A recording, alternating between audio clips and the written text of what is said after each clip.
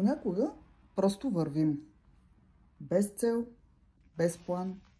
Само движение, крачка след крачка. И колкото и да не си иска да изглеждаме уверени, вътре в нас има колебания. Питаме се, дали вървя в правилната посока? И все пак продължаваме. Защото какво друго можем да направим, освен да продължим?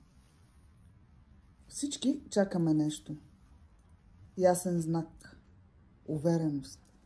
Някой, който да каже, сега е моментът. Но увереността не идва така.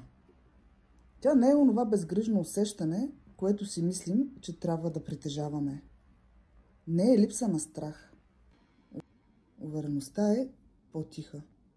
Понякога дори незабележима. Тя е в това да се качиш на влака, въпреки че не знаеш точно на къде отива. Да направиш крачката, въпреки треперенето в гърдите. Имало е моменти, в които не съм знаела на къде отивам. Стояла съм на поредната гара в живота си, чакала съм да стана по-смела, по-уверена, по-смислена. А после си спомнях.